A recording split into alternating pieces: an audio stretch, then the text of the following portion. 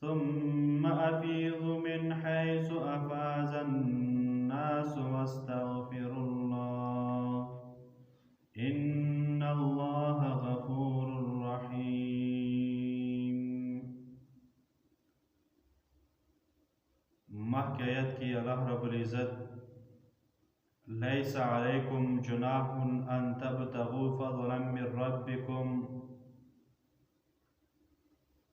حج دوران کې او حج ته ایدلو په سفر کې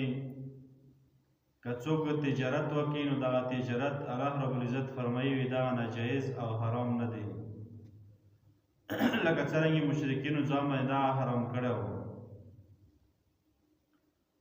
او بل دا چې کله تاسو عرفات نه راوپس شو نو بیا مزدلفې ته لاړ شو هغه ځای کې د الله تعالی پیغمبر کومه طریقه ښیلې وي هغه طریقې سره تاسو د الله تعالی یاد او ذکر عبادت وکړو. او د نن آیت کې ثم افیضوا من حیث افاض الناس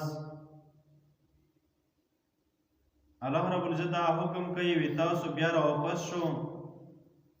د دغه عرفات نه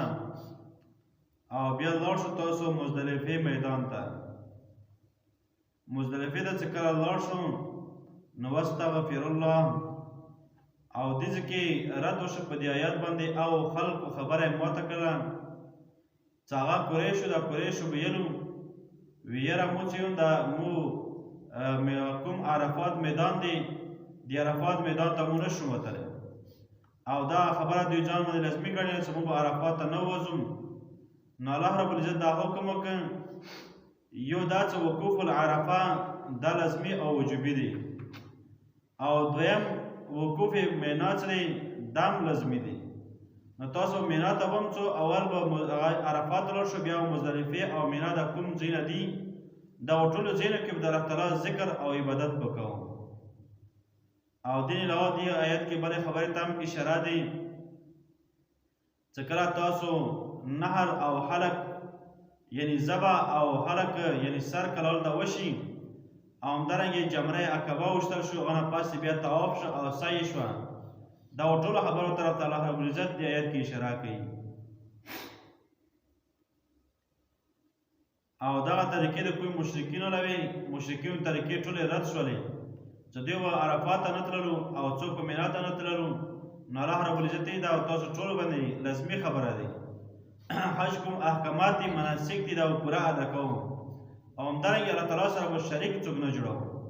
لکه مخکې روانه کې ذکر کې فاذا قضیتم مناسککم فاذکروا الله کذکر آبائکم دا وایي مشرکینو کې به دا طریقه وه چې کله دوی د حج کوم احکامات دي د حج کوم کارونه دي هغونه کله فارغ شولې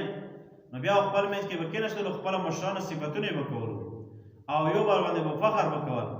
او خپل کوم د عربو کې هغه ټایم کې اشعار مشهور وو نو بیا به اشعارو کې خپلو مشرانو صفتونه یې کولو همدارنګه خپلو قبیلو صفتونه یې به کولو او د الله تعالی ذکر او یاد څه دی بیا پرېږدولو.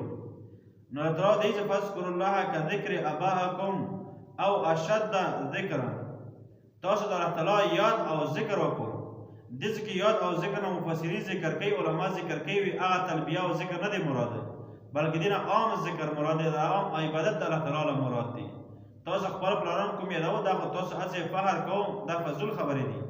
بلکې دې په ځای باندې الله تعالی ذکر او عبادت وکړو دا د بهتري خبرې دي.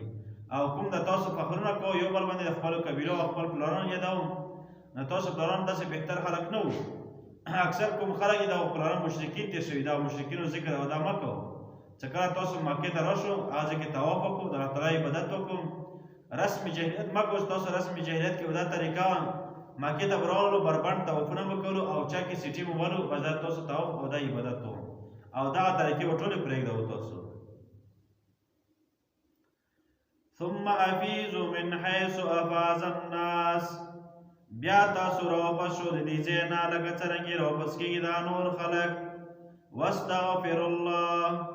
بیا بخښنه وغواړو د الله تعالی نه ان الله غفور رحیم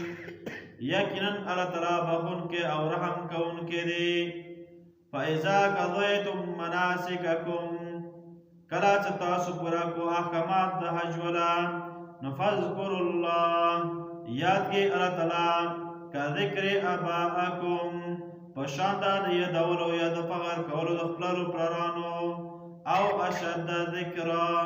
یا دینا هم زیاد ذکر درا تلاغلا وکی فمن الناس من یقولو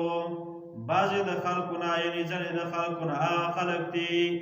چاغو په دنیا کې دا خبره کوي چې ربنا آتنا فی الدنیا ای ربا متراکې په دنیا کې خپله بدله یا راکې متا دنیا زیاته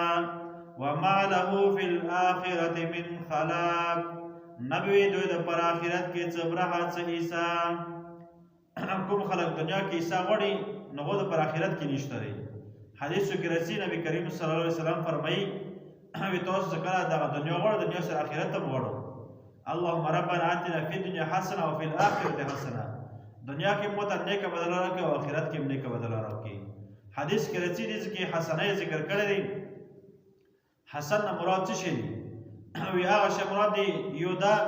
په دنیا کې د څوره څه هم د ټول په متاع او دوکي کې راځي سامان کې راځي خو یو دا ذکر جو په حسنه او شیانو کې خستا شیانو کې یو به بیم ذکر کړی حدیث کې خزه خو هغه خزه چې کومه نیکه او صالحه وي یو دا ذکر هغه ته خوان امر وکي دعا ته بيداری وکي دویم څه خوان او توکسي خوان زړه خوشحال شي او دریم د خوان غیر موجودی کې د خپل ځان حفاظت هم کوي او د خوان د کوم مال وي او کور وي د هغه حفاظت هم کوي الله تعالی مسلمان کولو توفیق نصیب